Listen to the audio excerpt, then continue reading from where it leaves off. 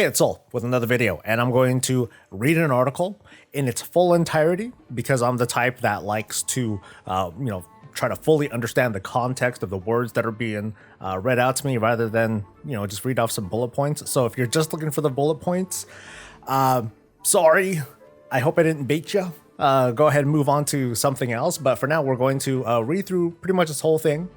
React to it kind of as we go. Maybe we can start some discussions because I do plan on making some sort of video that talks about the future of Blizzard and the World of Warcraft team based on all these little bits of news that has been happening over the past couple of weeks and months or so. For now, though, we're going to take a look at this one big bullet point. World of Warcraft director Ion Hazzikostas talks the game's future and current soul searching. We're going to be here a while. This is a pretty long article. So let's get right to the questions from these folks. The World of Warcraft team, they ask, the World of Warcraft team has been changing or removing some of the game's emotes and art. What's the thought process behind those changes? Oh, they're getting right into it. Okay, so Ian goes to say, as we said in, I think, a brief blog, a forum post, this has been a process that has been ongoing as a result of an internal period of self-reflection over the last few months. These are changes that are coming from the team as a whole. And the discussions we began internally in the aftermath of the lawsuit and everything surrounding that, on many levels, trying to understand how we as the current leadership of the team could do better for our team, better for our community.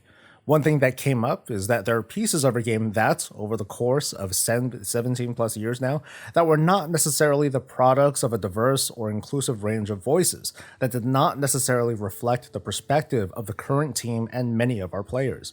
There are things that people on our team were not proud to have in our game. These are many things that people over the years have pointed out in the community, but we didn't necessarily listen in the way that we should have at the time. What we did was we just set up a process internally for folks across the team, as well as sourcing some feedback from the community as a whole to flag pieces of the game for review, whether it's old quests or specific lines. A random example, there were a number of jokes and references made a dozen years ago about how feminine male blood elves were, mistaking male blood elves for women, just poking fun at that in a not necessarily good-spirited way. That doesn't sit right in 2021. That's the sort of thing that was reviewed by a broad group that reflects the diversity of our team today. We made decisions on whether to leave some things standing because they're borderline, because we're not looking to reinvent everything, turn over every single stone, and rewrite 17 years of WoW. It might be a little bit juvenile. It might be off color. But this is not something that is really making our game feel less welcoming for our people, which is what we're aiming to change. Of things we left, those things we've left. Others were removed, others were rewritten or changed accordingly. Because of the nature of the feedback loop in the community and the way we publish new builds during the public test cycle and fan sites data mining them, every one of these changes ends up getting a huge spotlight shown on it alongside class balance changes and or new systems we're adding. This is not a massive patch. This is not something that took the entire team offline. In the grand scheme of things, these are small changes. Many of them would probably go unnoticed if not for that spotlight shown on them. But there are things that were important to the team, and we've heard from many in our community that they're important to them. This isn't necessarily something that we expect to do in every patch going forward, to have a bunch of changes along these lines in it, but we want to be more sensitive to how the content we make is received by our team and by the global player base that calls Azeroth World of Warcraft home. I think the bigger takeaway was this last piece here. The part where the things that they had changed, I mean, the reality is that, just as Ian says, these changes are really minor. They're things that wouldn't have been noticed unless there was, like, let's say there's, someone, like, let's say without data mining. There could have been someone who was messing with an alt that might have noticed, you know what? I could have swore that Garrosh said something else, right? There's a really iconic, like, that's right, and then word of that would spread and things would kind of, we would discover this eventually, organically. But there are oftentimes things that even data mining doesn't catch that we're like, hey, we didn't know about this change. When did this happen? Oh, it happened a long time ago. Wow. And something like this, I think because of the context of everything else that's going on, and of course the reason why it's happening anyway, with the Blizzard lawsuits, that's it just kind of hyper magnified the feelings that are coming from those folks in the community who feel very strongly against these sorts of changes, and rightfully so. To a certain extent, I would look at some of these changes, some of these emote changes, voice changes, and whatnot, and I would think to myself, that seemed okay, right? And from the looks of, when looking at the grand scheme of the game, a lot of what World of Warcraft does is already okay, and a lot of the even kind of questionable things that World of Warcraft does, according to the team, is also okay. But it also means that, according to this little bit here, we shouldn't expect a lot more to be done, but there might be more that needs to be done. So that's something that we'll need to consider.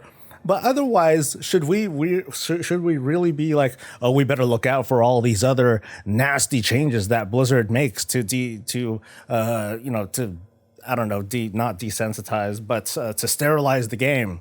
Is it really that big of a deal in the grand scheme of things? Well, really, that's up to us to decide. GameSpeak continues by asking, what's the community reaction to this change has been? What has the reaction been like? I should have just kept reading, shouldn't I? Hazzikostas says, mixed, right? Some of it is confusion. Changes started to be seen before we explained why we were doing what we were doing. There's a range of folks. You have folks who see this as political or unwelcome. Just focus on making a fun game. I don't care about this stuff. On the other end, there are those who have expressed concern that we're almost doing this as a smokescreen. Rather than actually tackling the hard issues, we're just changing some words in a game. This isn't an or, it's an and. We understand that we're not fixing systemic injustice by changing an emote in the World of Warcraft, but why not do that while we're also working on larger cultural unity and diversity and safety issues and more? As we're improving our processes for evaluating managers, for sharing feedback with the team, as we're improving our recruiting and hiring to build a more diverse team, let's also turn that same eye on our game. That's one thing that may be more visible in the short term, but in the long term, we understand that what we're going to be judged for as a team, as a company, and as a game is far beyond that. That work is still underway. So I'm glad that he's addressing some of the more common refrains as to like, oh, why are they doing this? It's because something China and other such things. Let's move on. GamesBeat goes on to ask, you mentioned how some people say, why do this instead of that? One thing they mention is tackling in-game toxicity. Can you talk about what Blizzard is doing to combat that inside the game? Yes. Ian says that for many people, their unpleasant, their painful WoW experiences aren't the result of a line of NPC said, but something that was said to them in party chat, or jokes they saw in general chat, or otherwise. We're working to improve our handling of this on all fronts. We've been consulting with the Overwatch team and our broader shared tech group to use machine learning to better catch a lot of these things in real time, as opposed to relying on a very manual reporting-driven process. That's what WoW was built around 17 years ago. And that sort of process maybe works well with someone who's spamming sales or whatever in Orgrimmar, but it doesn't do so well when it's a one-off hateful comment that's just written to someone or something someone said in party chat in a dungeon.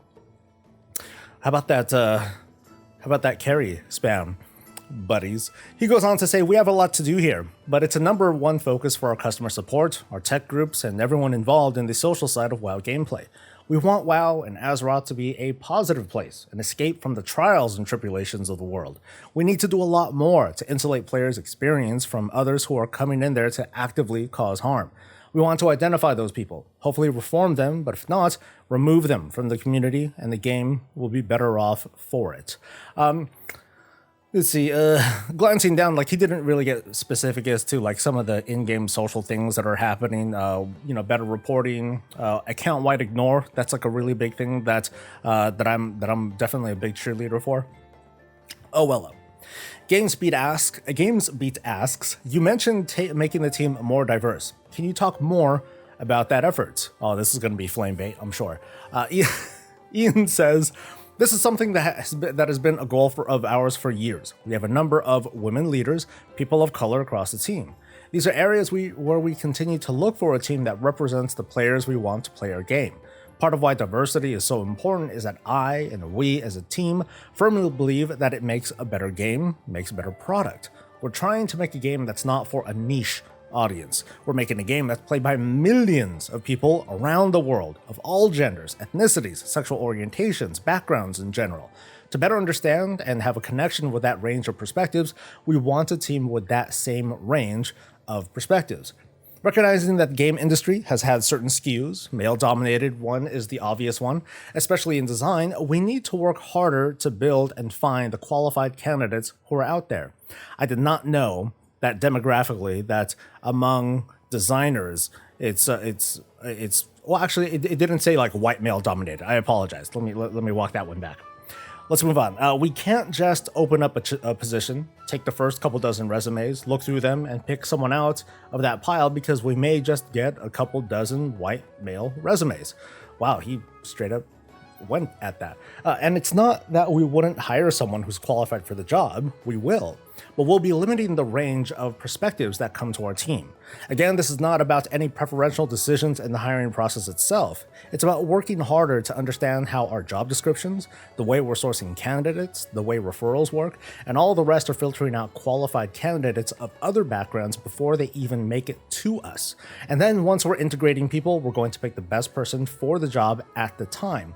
But doing that extra work up front, we have found and continue to find leads to a more diverse team that is more reflective of the country that we're in and the player base that plays our game globally. I have a feeling that even though this is an interview, you know how these work. These are, semi-rehearsed and everything. Like this was like definitely like HR is like, so you're going to say what now? Okay, let's have like these keywords in here and you got to have this and you got to say it in this certain way because it's totally going to be taken out of context and that's going to lead to people not wanting to work for us and yada, yada, yada. Don't mention pay, all that stuff. Let's move on. They ask, what kind of changes have you noticed inside of Blizzard in the past few months?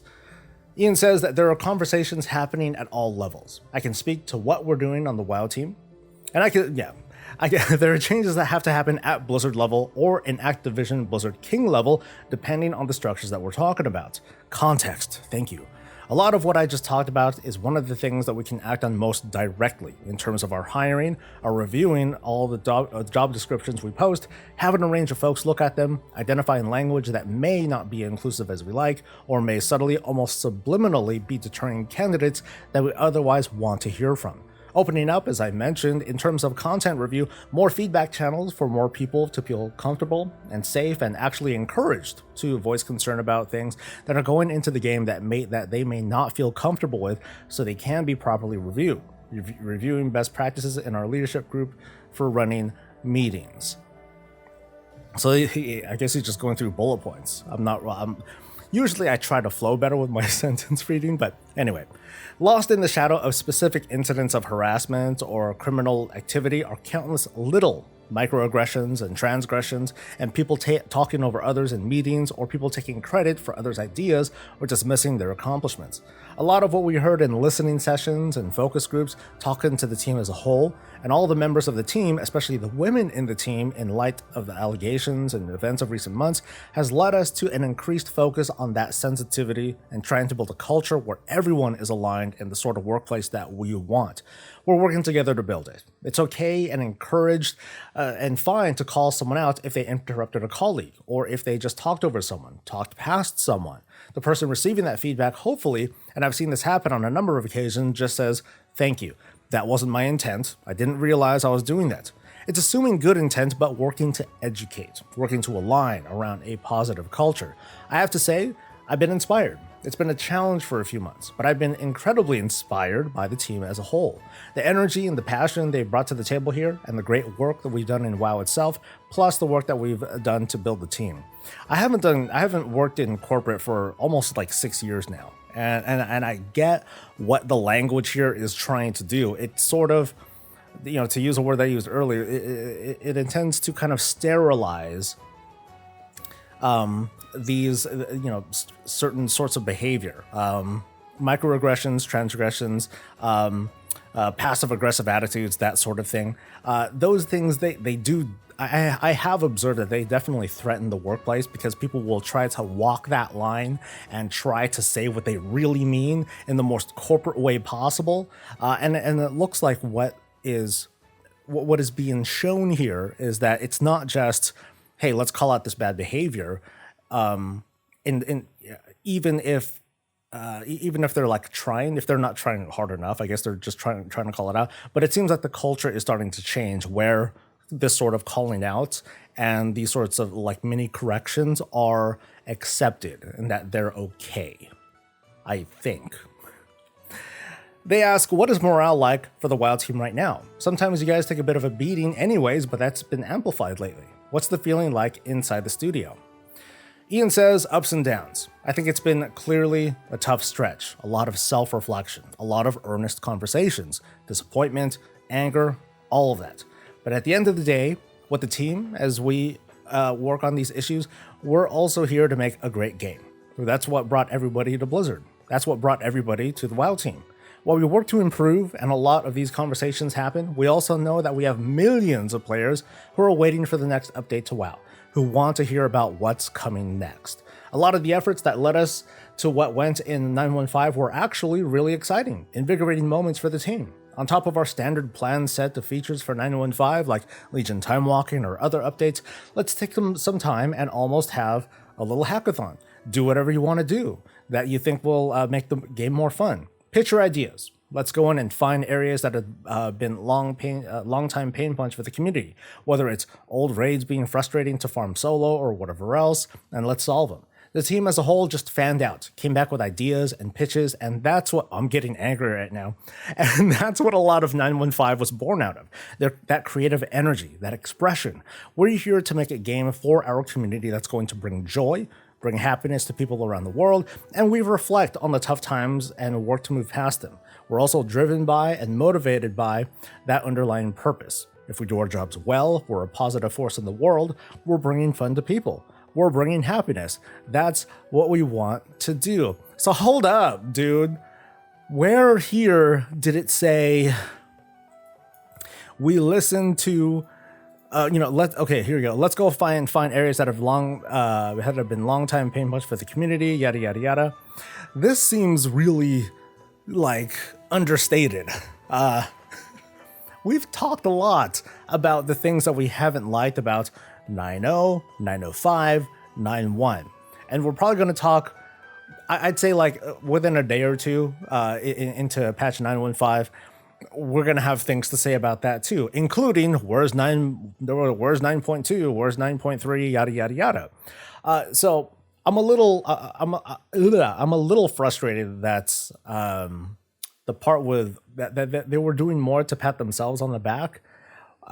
As for what they're doing, hey, let's fan out and look for stuff. You don't really have to look for stuff. Why don't you take a look a little bit more at social media and what some people have responded to, because that at least gives not like the bullet point as to this is what everybody wants because the Twitter said so, but it's more like here's a really strong bullet point that came from Wowhead, that came from like fan sites, that came from Twitter, that came from Facebook, and so on and so forth, and use that. If they credited those things a little bit more, there probably would be like a big uptick on like social media activity, because then fans will be like, oh, so they're looking at this for sure. And I know that they are, but they're not crediting it.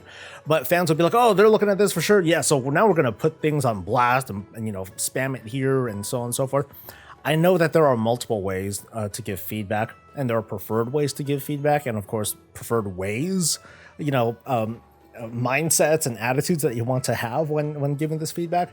But I just feel like this was understated, and I think it, not me personally, but I think it makes the community feel a little bit underappreciated for the work and the efforts that I put in to give feedback. Venting over. Let's move on to the future of the World of Warcraft. GamesBeat asks, there are a lot of quality of life improvements coming to 9.15, and a lot of people are excited about those things, like me. But a lot of people have expressed some frustration that they didn't happen sooner. Do you think there's something in the feedback loop that Blizzard can improve? Ian says, yeah, absolutely. We can always do better, at listening to feedback. Look at the last question, for example. We can also do better at communicating that we've heard feedback but aren't necessarily acting on it for whatever reason, or taking it under advisement and keeping an eye on it. This is feedback that, as the community pointed out, we've heard on many fronts going back to beta. In some areas, we were wrong.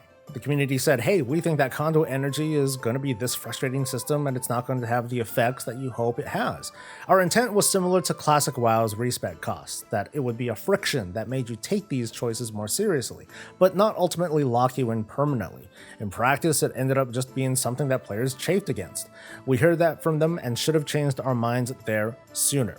In other areas, it's about watching the mainstream of the WoW player base, the broad range of the player base evolve, watching how they're playing the game. What we hear from more than just folks who are content creators or high-end raiders or PvPers who we know have a specific playstyle. But one of the challenges in designing WoW is that there's a dozen different playstyles. Many of them are not as vocally or prominently represented. So what we hear from people who are trying to do high-end raiding and also push with keystones, having to choose one covenant and not being able to choose the two freely for these systems was frustrating. We understood that. It wasn't surprising to us. We knew that if this was your orientation to the game, if you're a min-max player, you're going to want to always be optimal. But as we articulated, the goal of the design team was that the core RPG choice, that feeling of a weighty decision of picking this path versus that path and having a different story you experienced versus what your friends experienced, was going to provide a better experience for a majority of players. And over time, what we continue to hear was, even those who initially appreciated that choice, that diversity of experience, months into the game down the line, once they played through those stories, once they'd seen it, particularly on alt, they too just wanted ease of change. That led us to that place here. I was gonna say something strong about this, but then as I kept reading, then it kind of whittled down. But I guess it just sums up to, well, it kind of sucks that it's too little too late for some people who did not want that sort of friction at all, who preferred to have, the things that we have now. The things that we're going to get in 9.15 to be in the 9.0. I think a lot of folks would have appreciated that a lot more, minus the whole, hey, you know what, can I just, instead of having to go back to the Enclave to switch this thing, can I just do a talent toggle, that sort of thing. So it's, I get what the team was trying to do here, and clearly it didn't work. I'm hoping that in the future that their idea of choice, I'm actually not too, I don't think it's, I'd like to tell myself that it's not a huge deal to have this moment of having meaningful choice, but when it's compounded by max level progression that is pretty involved and requires a certain amount of work every time that you want to make a big change like that, that becomes pretty exhausting for players. And I feel like the lesson to learn here is things that people have echoed numerous times during the development process of Shadowlands during the alpha and beta, to keep the choice, that sense of choice, to keep that cosmetic. If covenants were just a cosmetic thing and then we could just kind of choose the powers willy-nilly however we feel like, or if the powers never existed at all, then I think in the long run people would have been quite a bit happier with the overall experience, minus the very long wait times of the patches and all that stuff. Let's move on though. But a lot of what goes into 9.15 isn't a one-off. It's a reflection of us changing a lot of the underlying philosophies that have motivated our approach to designing WoW. A lot of these things, like I mentioned regarding conduit energy, are outgrowths of lessons that were taught to us by our predecessors, by the founders and leaders of the team, about the importance of meaningful choice, the importance of preserving character investments that may have led us to not being friendly to alt gameplay and people's ability to get caught up on their alts. I should just read these whole things before I respond. Jesus, man. The reality is the way people play the game has evolved. What was the right answer for the WoW player base and for the game 15 years ago may not be today. There's some stubbornness, but clinging to those old lessons, some things are hard to let go when your training and your education as a designer and a developer on the team led to having these things instilled with you. I think that's a lot of words of saying, you know, we're super proud and stubborn with what we want to do. We can't let this thing go. So 9.15 reflects a shift toward more alt accessibility, more catch-up, more sensitivity, and respect for players' time. He said it. Trying to look at what sorts of activities are going to be interesting once or twice, but maybe less interesting when you have to do them on more than that. Let's not make you do them more than that. Versus which activities are part of that core repeatable loop, like running dungeons or PvP at max level, things people want to get into without as many hurdles they have to clear on the way. That sort of approach is going to motivate how we approach our next patch in Shadowlands, which we'll talk about in the not too distant future, and expansions to follow. This is one of those, bitch, I'm gonna hold you to that, man, because this is kind of the takeaway. This is the takeaway that we're hoping for. And we've seen a little bit of that with Shadowlands 9.0. Threads of Fate was a very big step in a good direction with regards to alt friendliness, because hey, instead of having to force yourself to do this long ass campaign on an alt, let's free things up. You can do this campaign if you want, or you can decouple yourself from that and do Threads of Fate stuff. Now, there were pain points there as well, and lessons learned, and 9.15, I feel like it does a much better job of celebrating Threads of Fate and that openness without having to feel like locked into a campaign, but still be able to level in a reasonable amount of time. The magnifying glass is definitely going to be on, 9.2, because it feels like there is going to be not exactly a new system, because I wouldn't say that, the Archivist Codex is like much of a system. It's just, it's just zone content or whatever. But it looks like we're going to see something there of that level. But how is it going to be treated? Is it going to be given the treatment of 9.1, or is it going to be given the treatment of 9.1.5? Because there's a world of a difference between those two approaches. Let's move on. They ask, talking about community requests and maybe stubbornness is something like cross-faction raiding, is something like cross-faction raiding a bit more on the radar as a possibility these days? I'd say, Ian says, that is a bit more on the radar, yes. That's one of those areas where a lot of things to solve, a lot of things to figure out to make it happen, but at the end of the day, if Jaina and Thrall are working alongside each other in the raid, why can't Alliance and Horde players also work alongside each other in that raid? Especially when we know it's going to solve a lot of the social problems people are grappling with, particularly trying to keep a high-end Alliance guild together in North America or Horde one in Oceania. I've talked about this so much, so I'm just going to kind of leave your reactions to the idea of dissolving the divide or cross-realm, cross-faction raiding or dungeons or whatnot. Where do you stand on the slider there? They ask, you talked about 9.2 a bit, but beyond that, should we expect a 2.5 or a 0.3 for this expansion cycle? Or will it be 9.2 and then looking towards the next thing? We'll be talking a bit more about the conclusions of Shadowlands in more detail in the future. Yes, 9.2 is coming. You'll be hearing about that more soon.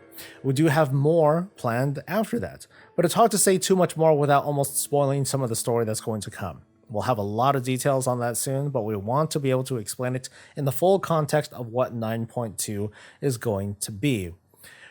Bullshit. That's messed up, dude. If there's going to be a 9.3... just say there's going to be a 9.3. But I think either or, in the context of how, not me, but how a lot of players may feel about Shadowlands and how some people want to move on, like, just move on. Or other folks that are like, it's going to be like a Warlords, oh no. I think Ian is purposely being coy about going the either or route, because it's going to severely piss off one of these two unevenly sized camps. So that's where we're at right now. Let's move on. They ask, we've seen the story and setting for Warcraft get bigger and more cosmic. Some people like that and some people don't. But I guess I wonder, is it possible to go back? Or is the genie out of the bottle as far as the size and scope of what we're fighting? Will we have a beach expansion ever again? Well, not ever again, but ever. Ian says, I don't think it is. No. There's definitely feedback we hear as well. There are some who like that escalation. We face the Titans. What comes next? Let's go through the whole cosmology. There are others who miss just being in an inn in Elwyn Forest, being an adventurer on a more humble scale. At this point, the WoW protagonists are heroes. You've done a lot of stuff. You'll probably never go back to being anonymous adventurers in the forest. But Azeroth is the heart of the WoW franchise, and it started with orcs and humans and dwarves and night elves and the rest. We want to get back to that too. There's room to tell a big cosmic scale story, and there's also room for more traditional core fantasy. That's not something we want to lose sight of. Even going all the way back, this isn't necessarily something new. The first expansion for WoW was going to Outland. We had the Draenei coming in effectively spaceships and landing on Azeroth. There was a lot of cosmic stuff there. But we want to cover the whole gamut. It's something we think about when we're planning expansions as well. We may be alternating between something that's more traditional and terrestrial, and then there's something that's higher concept. Take us to a beach expansion, pretty please.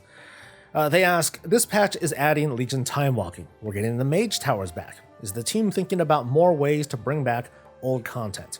It's something that we're slowly working our way towards. There's a tremendous amount of content that needs to be, in many cases, manually retouched and updated to work this way. Things that we've done over the years, like adding scaling to the old content so that even now you can level from 10 to 50 in any of the expansions, instead of having a fixed linear path where you have to level all of them piecemeal. Things like time walking. These are vehicles and steps that move us closer to a world where we can make better use of all of what we built as it suits our story. We're not quite there yet, but we want to keep expanding those efforts, pulling our raids into our time walking system. A lot of discussions about what outdoor time walking might look like, and whether these are periods where there will be exciting stuff that will make you want to return to Pandaria or Draenor.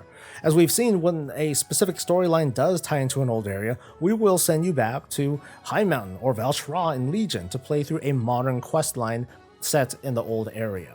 So I'm not sure what I'm not quite sure what the context is here. I'm not sure if Ian's trying to say like, okay, we'll just we'll breathe life into old zones, or I think the question person was trying to say, there was there's like the Mage Tower, like that's coming back, but what about other like more obscure things, like what about like mob scenarios or things like that? I think that's kind of what they're also talking about. Or a popular one were challenge modes from Mists of Pandaria, Warlords of Draenor. Like, are those possibly coming back? I think that's what the interviewer was trying to ask here. Anyway, they move on to ask, you mentioned earlier that the game is almost 17 years old now. Is there a point where it's just too old, with too many story threads, too many systems, and a reboot becomes too enticing to ignore? WoW 2.0, OMG. Ian says, I don't think so. We're always thinking about what is the future of WoW, not just a year or two from now, but 5 to 10 years. Within this world, there are plenty of stories we still have to tell, places to visit, and improvements to make. We want to learn lessons and keep building on these foundations. In a lot of ways, having that 17 years of content is a huge strength. It's an incomparable strength.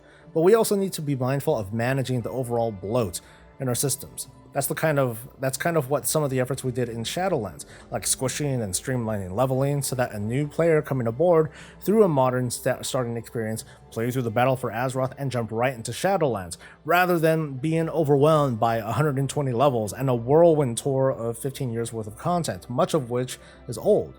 But even as we curate and maintain what the experience is, we have this wealth to draw upon, and our intent is to keep evolving upon these foundations. We'll remove some parts that are old and crusty. Wait, what? I'm going to keep that highlighted. We'll add a lot of exciting new ones, but there are millions of folks who are excited to play WoW, and we'll keep supporting it for as long as that's the case. We'll remove some parts that are old and crusty. No, don't do that. Sorry, man. Here's some real quick feedback. Don't. I would say, like, do what you can to preserve these as best as possible. Like, I'm glad that the Mage Tower is coming back, and that the way that they're going about it, I've been so far I've been singing my praises over it because they were not shy about what they're doing in order to preserve the likes of Legion Time Walking or Mythic Plus Time Walking, which is to, okay, cool, you can use like some of the random gear that you've been collecting over the years, but when it comes to the expansion features and things like that, now we're going to cleanse that away. We're going to kind of strip you down. And from my experience in the Mage Tower so far, I didn't clear it. It felt good. It still felt good. It still felt fun and challenging. As a tank, at least, I'm not quite sure how the others felt, but I think that was a good example of preserving content and making it evergreen. What is it called? Island Expeditions, Island Adventures. That was another thing that, for the most part, kind of preserved that whole feeling. Not a lot of people are running it. It's not a matter of, hey, let's make it max level content or let's scale you down or something like that. It's more like there just aren't a lot of people running it. Let it be like a side thing, a niche thing that people want to go into solo, and that's totally fine as well. Something like Torghast. Like, my hopes are that as we go through the rest of Shadowlands, if there are big improvements to Torghast, if they are going to continue working on it, one thing I'd like to see is to evergreen it somehow, some way, make it into like a whole leveling scheme of sorts. I think that would be cool. But that's going to be it. It looks like I got through everything. Thinking goodness. But yeah, what did you guys think? Were Ian's answers satisfactory at all? Like, the long and short of it for me was, as usual, he does a good job of kind of waffling back and forth and not trying to be too clear about reveals or spoilers or anything like that. But I am happy that he addressed most of the pain points that have come from some of the small changes, like the cultural changes that had happened inside the game, reasons for the delay, dealing with an unhappy player base. But there are interviews, and then there's doing a little bit better to talk directly to the community through a blog post, a quick video, something like that, where they could have addressed some of these points over the past couple of months. Small things, little things. Hey, here's what we're trying to do. Here's a dev note, things like that. I don't think it was enough. I hope that it improves in the future, and whatever we can do to help, that would be cool. So anyway, feel free to share your thoughts. Thanks for watching and listening, and I'll see you for the next thing that I do. Until then, stay safe, stay healthy, and stay breezy.